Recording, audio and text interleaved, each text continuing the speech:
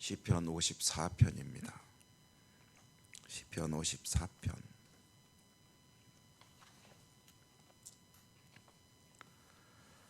1절에서 7절 한 절씩 교독하여 읽겠습니다. 시편 54편. 하나님이여, 주의 이름으로 나를 구원하시고 주의 힘으로 나를 변호하소서. 하나님이여, 내 기도를 들으시며 내 입의 말에 귀를 기울이소서. 낯선 자들이 일어나 나를 치고 포악한 자들이 나의 생명을 수색하며 하나님을 자기 앞에 두지 아니하였음이니이다. 하나님은 나를 돕는 이시며 주께서는 내 생명을 붙들어 주시는 이시니이다. 주께서는 내 원수에게 악으로 갚으시리니 주의 성실하심으로 그들을 멸하소서. 내가 낙한 죄로 주께 제사하리이다. 여호와여, 주의 이름에 감사하오리니 주의 이름이 선하심이니이다. 참으로 주께서는 모든 환난에서 나를 건지시고 내 원수가 보응받는 것을 내 눈이 똑똑히 보게 하셨나이다. 아멘.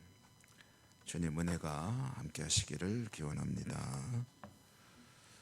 오늘 시편에 보면은 다윗의 마스길이라는 말은 이제 교훈, 가르침이다라는 뜻이죠. 다윗의 가르침이다라고 되어 있는데 이것은 이제 일종의 탄원시입니다.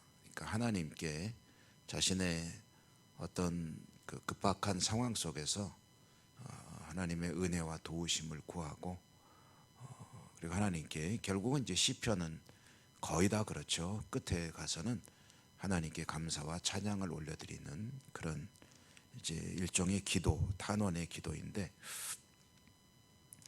오늘 말씀에 대해서 그 배경이 제시가 되고 있습니다.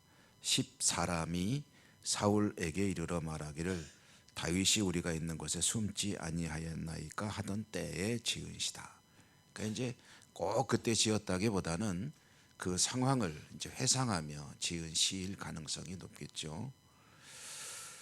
어찌되었든 그런 배경을 가지고 있기 때문에 이제 이 얘기가 무슨 얘기냐면 다윗이 사울을 피해서 이제 계속 도피 생활하지 않습니까? 그런데 이제 그 십광야라고 하는 지역이 있습니다. 그 지역에 갔을 때 다윗 혼자 이제 은밀하게 다니는 게 아니고 추종하는 무리들까지 다니니까 눈에 금방 띄죠. 그 지역 주민들이 이제 다윗과 사울의 갈등을 잘 알고 있거든요. 그러면 이제 다윗의 편을 들어줄 수도 있고 또 사울의 편을 들어줄 수도 있는 거 아닙니까? 정치하는 이들에 대한 지지도는 또 지역에 따라 다를 수도 있고 이제 이것은 뭐 어디나 비슷한 일이죠. 그러니까 이 당시에 이 십광야라고 하는 지역 주민들이 다윗이 이제 도피해 다니는 것을 보고 자기 지역에 다윗이 왔다 하는 사실을 이제 사울에게 이제 밀고 한 겁니다. 그러니까 만약에 이렇게 되면 다윗은 참 어렵죠. 주민들이 도와주고 조금 비밀을 지켜주면은 그 지역에서 한동안 이제 도피 생활할 수 있는 거고 여기 다윗이 왔습니다 하고 이제 사울에게 가서 이야기하면은 거기에 머물 수가 없는 거죠. 이제 그런 상황 속에서 다윗은 말하자면은 만약에 가는 데마다 주민들이 그렇게 밀고를 하게 되면 소위 말하는 사면 초가가 되는 거죠. 어디로 갈 데가 없어지는 그런 상황 속에서 이제 다윗은 믿음의 사람이기 때문에 어떻게 대처를 하느냐 하고 보니까 이제 1절과 2절과 3절은 하나님께 기도하는 내용이거든요. 그러니까 어려운 상황에 닥쳤을 때 믿음의 사람이 할 일이 뭐냐 할 때 하나님께 기도하는 일이다. 그러니까 어떻게 기도했나 보면 읽으셨는데요. 하나님이여, 주의 이름으로 나를 구원하시고 주의 힘으로 나를 변호하소서. 하나님이여, 내 기도를 들으시며 내 입의 말에 귀를 기울이소서. 낯선 자들이 일어나 나를 치고 포악한 자들이 나의 생명을 수색하며 하나님을 자기 앞에 두지 아니하였음이니이다. 이제 하나님을 자기 앞에 두지 않았다라는 것은 이제 어제 보았던 시편과 연결해 보면 이제 악인인 거죠.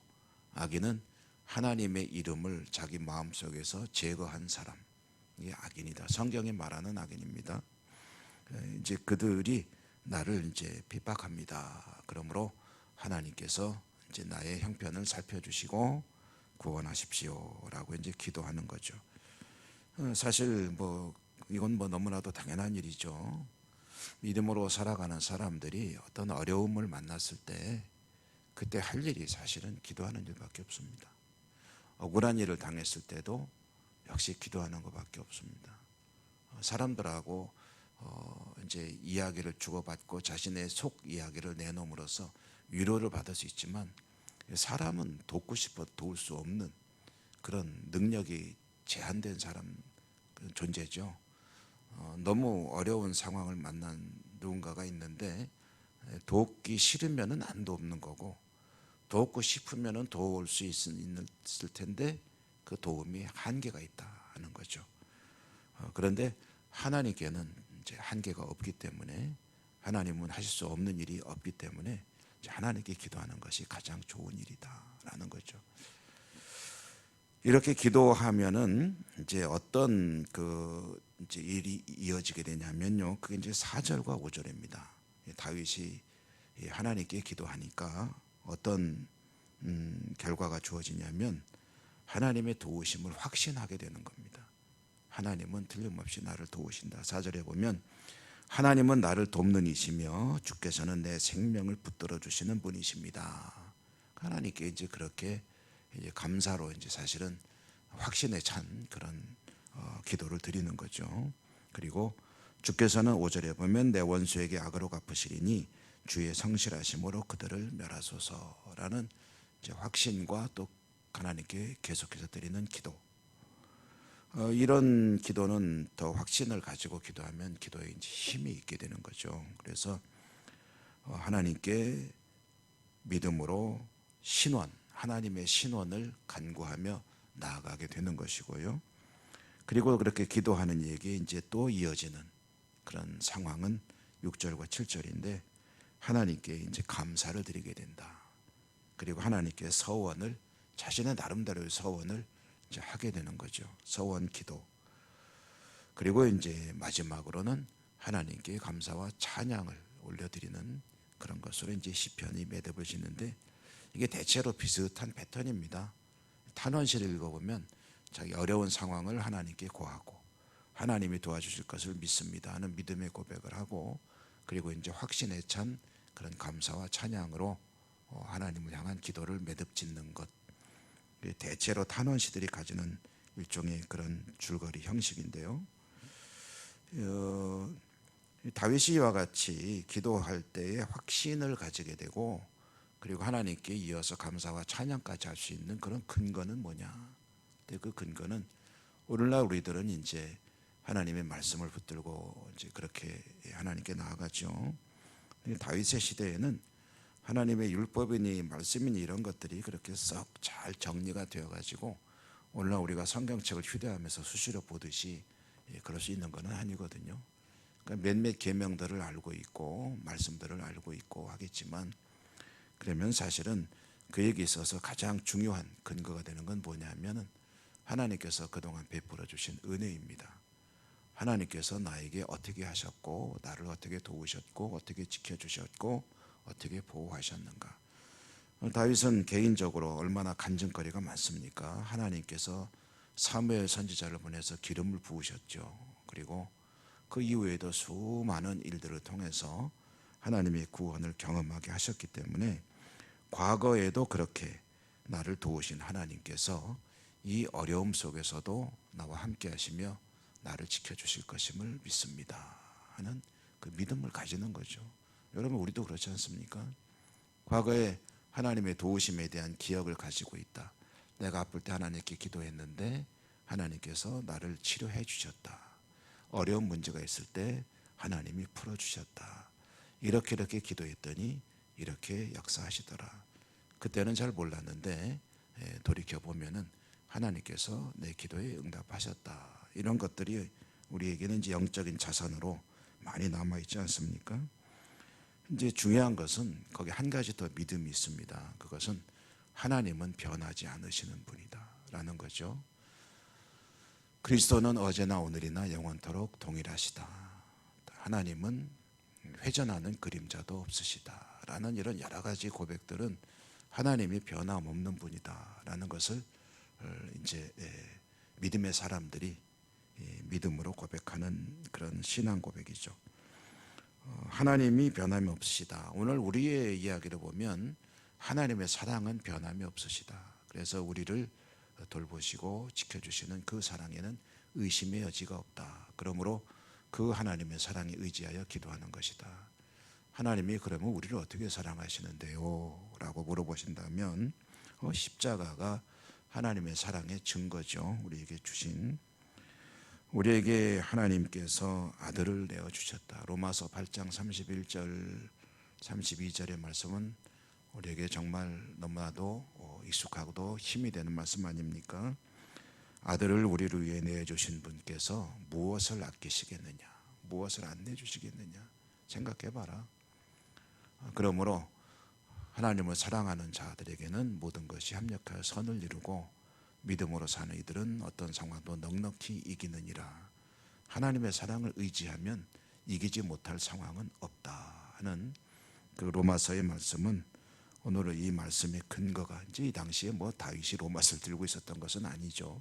하지만 하나님이 천지를 창조하신 이후에 지금까지 변함없으신 분이다 라는 사실을 알고 있으면 고대나 오늘날이나 똑같이 변함없는 하나님의 사랑을 근거로 하나님의 은혜와 도우심을 고백하고 또 기도할 수 있는 거죠. 중요한 것은 그 하나님이 나를 사랑한다는 사실을 우리가 조금도 의심 없이 믿을 수 있느냐, 그리고 늘 그것을 붙들고 의지할 수 있느냐 하는 것이 되겠죠. 하나님의 저도 여러분도 정말 사랑하십니다. 얼마나 사랑하실까요? 한 번 더 질문한다면 내 아들을 너를 위해서 내어주었다. 그렇게 사랑하신다. 그 하나님의 사랑을 믿고 의지하고 오늘도 승리하는 복된 하루 사시기를 주님 이름으로 축복합니다. 은혜로우신 하나님 감사합니다.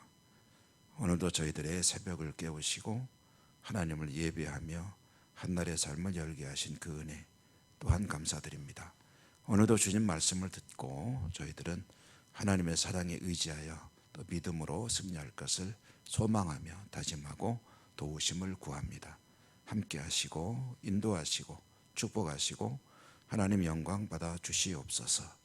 예수님 이름으로 감사하고 기도드립니다. 아멘. 하늘에 계신 우리 아버지 이름을 거룩하게 하시며 아버지의 나라가 오게 하시며 아버지의 뜻이 하늘에서와 같이 땅에서도 이루어지게 하소서. 오늘 우리에게 일용할 양식을 주시고 우리가 우리에게 잘못한 사람을 용서하여 준 것 같이 우리 죄를 용서하여 주시고 우리를 시험에 빠지지 않게 하시고 악에서 구하소서. 나라와 권능과 영광이 영원히 아버지의 것입니다. 아멘. 오늘도 주신 말씀을 붙들고 기도하시기 바라고요. 여러분의 개인적인 소원들을 하나님께 믿음으로 올려드리시고 우리가 함께 기도하는 기도 제목들도 잊지 말고 기도해 주시기 바랍니다. 아픈 분들에 대한 기도로부터 기도할 일이 너무 많습니다. 하나하나 생각나시는 대로 하나님께 간구하시기 바랍니다. 주여 한번 부르고 기도하겠습니다.